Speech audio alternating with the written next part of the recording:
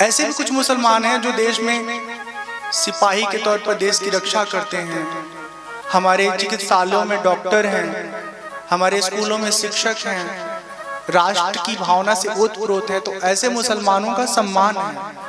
लेकिन इन्हीं भारतवर्ष के अंदर कुछ ऐसे मुसलमान भी पल रहे हैं जो अल-कायदा ISI के एजेंट बन करके अपने ही देश को बर्बाद करने में लगे हुए हैं। बहुत भयानक स्थिति सामने आ रही है। एक मुसलमान लड़का जो अपना नाम रखता है उमेश कुमार, राम कुमार, दिनेश कुमार, और माथे पे चंदन लगाता है, दाढ़ी कटवा छिलवा करके एकदम स्मार्ट हिंदू लड़का बन करके, और एक हिंदू लड़की को अपने प्रेम जाल में फंसाता है और फिर शादी हो जाती है।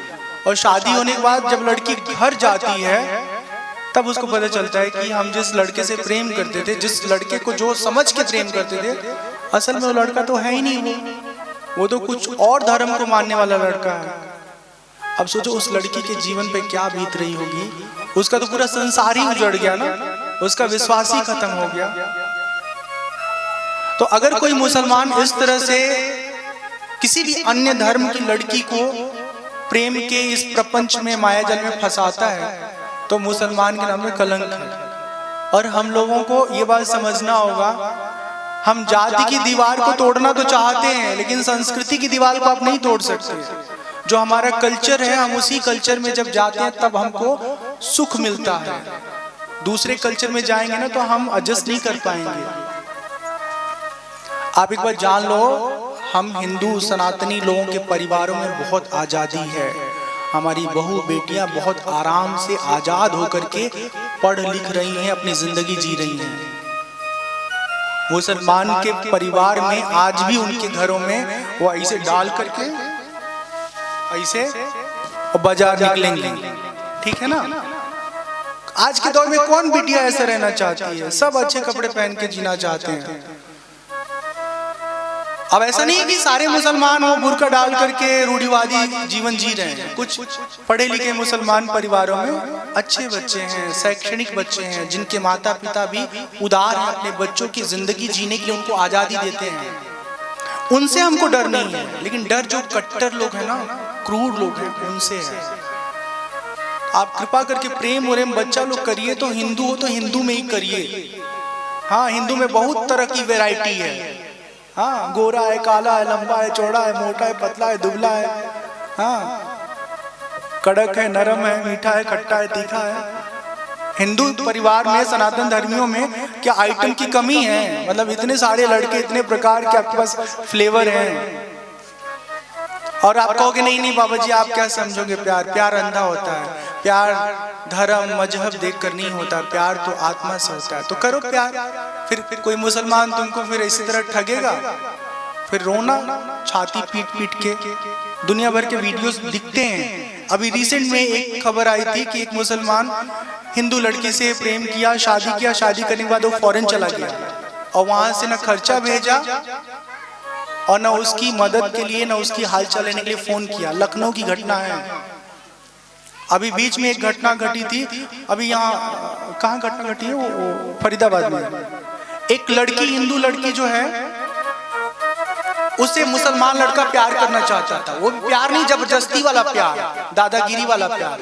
बहुत बड़े घर का लड़का था, शायद उसके घर में कोई MLA भी है। वो लड़की कही कि हमको नहीं तुमसे प्रेम है, सरियाम रोड पे गोली मार दिया। सर्वधर्म समन्वय की बात ठीक है, लेकिन अगर हमारे ऊपर आप डंडा मारोगे तो हम सर्वधर्म समन्वय की बात करके आपकी आरती उतारेंगे। हम गांधी की औलाद नहीं है। जहां जरूरत पड़ेगी वहां अपने बहन बेटियों के लिए लड़ेंगे भी, मारेंगे, पीटेंगे, आपको आपकी हैसियत बताएंगे। किसी से व्यक्तिगत या धार्मिक कोई खुन्नस नहीं है।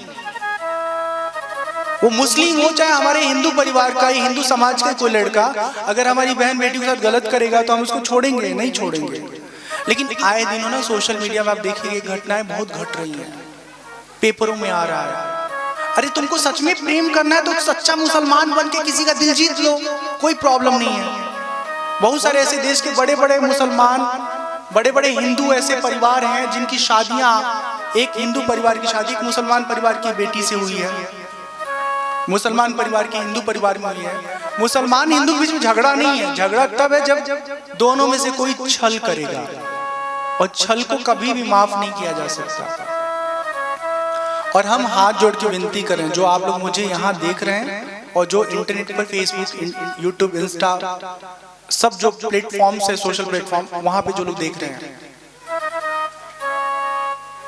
अगर आपको सच में अच्छा जीवन साथी चाहिए तो ये आपको हक है कि आप चुनिए खुद अपने लिए साथी। 2 साल, 3 साल, 4 साल, 5 साल किसी को ऑब्जर्व करो, आपको समझ में आता है पढ़ाई के दौरान मिलजुल करके कि 4-5 सालों में ये इंसान बड़ा अच्छा है, बहुत अच्छा है, बहुत खुश रखेगा, उसे शादी कर लो माता पिता को बता के। माता पिता मना नहीं करेंगे। लेकिन जब शुरुआत करो ना एक रिश्ते को जन्म देने का, तो उस समय अपने स्तर का थोड़ा ध्यान रखो, अपने बराबरी में सब बात होना चाहिए। जहां बहुत अंतर होता है ना, वहां रिश्ते टिकते नहीं हैं। गरीब लड़का या गरीब लड़की, अमीर लड़के अमीर लड़की से प्यार कर ले तो फिर क्या होगा? नहीं निभेगा, उसको अपने जरूरत के हिसाब से जब कुछ बेस्ट दिखेगा निकल जाएगा, फिर इज्जत भी नहीं होगी ना। बार बार ताना मारा जाता है, सच्ची बात बता रहा हूं। तुम्हारे घर में क्या है, क्या था तुम्हारे घर में, तो यही सुनने के लिए उससे प्यार करोगे, शादी करोगे।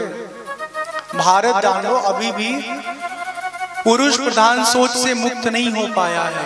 आज भी यहाँ पर स्त्री को ये समझा जाता है कि स्त्री खाना बनाने वाली, बच्चों को जन्म देने वाली, हमारे लिए कपड़ा प्रेस करने वाली एक ऐसी जीवन साथी है कि जो हमारे लिए सब करेगी, और हम उसके लिए क्या करेंगे? उसको खाना मिल गया, घर में बेड मिल गया, घर में बच्चे मिल गए, फ्रिज है, टीवी है, वॉशिंग मशीन, और क्या चाहिए उसको? झुमके दे दिए, नथनी दे दिए। पुरुष को लगता है बस यही स्त्री की जरूरत है। वो कहेगी पिक्चर देखने चलना है, टाइम नहीं है, टिकट दे देंगे, जाओ देखो। ऐसा नहीं है। आपको जीवन साथी जब बनना है तो आपको जीवन के हर इमोशंस के साथ खड़ा होना पड़ेगा। उम्मीद करते हैं कि जो पुरुष लोग अपने आप को पुरुष समझते हैं वो अपने भीतर थोड़ा अपने आप को स्त्री भी समझा करें। आपको सच्ची बता रहा हूं, ये बात सुन के थोड़ी अटपटी लगेगी, लेकिन एक बेहतर पुरुष वही हो सकता है जिसके भीतर ना स्त्री का भी स्वभाव हो। स्त्री का स्वभाव मतलब नरमी, सहने की शक्ति, बोली में मिठास, ठीक है। तो ये सब चीजें पुरुष में भी चाहिए, तभी जाके जीवन सुखमय होगा। तो ये प्रेम विवाह के ऊपर हमने कह दिया, क्योंकि श्री कृष्ण भगवान रुक्मिणी जी को उड़ा के ले जा रहे हैं। तो लड़का लोग बोलेंगे वो उड़ा सकते तो हम क्यों नहीं उड़ा सकते? तो कृष्ण भगवान की ऐसी हैसियत थी ना कि अगर कोई उनके रास्ते में आएगा तो सीधे चक्र सुदर्शन से बोलेंगे जाओ बच्चा, इसका काम तमाम कर दो। और तुम्हारे रास्ते में तो सबसे पहले Himachal police, UP police, Bihar police आएगी, टांग के ले जाएगी। और कई लड़की के घर वाले मजबूत है ना, इतनी मार मरवाएगी सारा मुंह उतर जाएगा। मुझे नहीं मालूम आपको मेरी बातों से क्या सीख मिलेगा, लेकिन जरूर किसी न किसी को कुछ न कुछ मिल जाएगा। एक लोगों के भी जीवन में ना इस बात का असर हो गया तो ये बात कहना सार्थक हो गया। और दूसरा ये बात बहुत खराब लगता है कि मतलब माता पिता को हम एकदम से दरकिनार करके उनको अपने जीवन से एक करके हम अपने जिंदगी में सुख शांति चाहते हैं। कभी सोचो ना कि जिस माँ बाप ने तुम्हारे लिए 17 साल, 18 साल, 20 साल कितने कितने प्रकार के पापड़ बेले, संघर्ष किए, और तुम चंद महीनों, चंद सालों के प्यार में उनको लात मार के और अपनी नई दुनिया बसाना चाह रहे हो। उस माँ बाप के अच्छे कर्मों का फल इस तरह से दोगे तो तुम्हारे बुरे कर्म का फल कितना बुरा होगा। तो कोई भी फैसला लीजिए तो माता पिता के साथ दुर्व्यवहार करके नहीं, अच्छे से लीजिए। ऐसे भी लड़कों को हम जानते हैं कि मम्मी पापा बोले कि हमारे मर्जी से शादी करना है, बच्चों ने कहा ठीक है, आप खुश। इसको हम बहुत ज्यादा सही नहीं मानते हैं, माता पिता को भी थोड़ा सोचना चाहिए, समझना चाहिए बच्चों की जिंदगी को लेके। कई बार क्या होता है ना, बहुत खराब स्थिति हो जाती है। अब मेरा एक दोस्त है, वो एक लड़की से प्रेम करता था, ठीक, सच्ची घटना बता रहा हूँ। उसके पापा ने कहा नहीं, शादी वहां नहीं होगी, वो दूसरी जाति की है। हालांकि दोनों पंडित थे, लेकिन पंडितों में भी ऊंचा और नीचा होता है। ये ऊंच नीच की जो खाई है ना, ये हर जगह घुसी पड़ी हुई है। तो क्या तो हमारी बिरादरी की लड़की से शादी होगी। अब शादी हो गई, अब जान के हैरान होंगी, जिस लड़की से शादी हुई है उसका प्रेमी भी मेरा दोस्त निकल गया। ठीक है, सच्ची बात बता रहा हूं। ऐसे बात हुआ कि तुमने कभी शादी के पहले प्यार व्यार किया है? बोला हाँ किया, लेकिन उसकी शादी हो गई। किससे हुई? बोला फला लड़के से हुई है, फला काम करता है, मैं परिचय नहीं बताऊंगा। हम तो शॉक्ड हो गए कि तो हमारा दोस्त है। अब देखो इसमें नुकसान क्या हुआ। नुकसान ये हुआ कि एक लड़का अपनी प्रेमिका से दूर हो गया, और जो लड़की उसकी पत्नी बनी वो किसी और की प्रेमी थी, तो उसका दिल दिमाग तो कहीं और है। बाकी दैहिक रूप से वो जिम्मेदारी का निर्वाह करती रहेगी, बच्चे भी हैं, सब कुछ है। अभी बीते दिनों मिला था वो लड़का, तो बोला था मिलने का कुछ जुगाड़ है। हम क्या पागल मत बोला, बहुत कुटाई होगी। जो जीवन से दूर चला गया उसको दूर कर लो, घर परिवार बर्बाद मत करो। तो जो इसमें होता क्या ना, इसमें बात समझिएगा, इसमें होता क्या कि आप अपने मर्जी से बहू रानी लाई हो, और दूसरे की जो है माशूका आ गई, दूसरे की प्रेमी आ गई, तो रहेगी आपके बच्चे के साथ, और उसका दिमाग दिल दूसरे के साथ रहेगा। तो खाली डब्बा लाने से क्या फायदा, भरा डब्बा लाओ ना। समझ में आई बात? लड़का लोग खुश हो गए होंगे।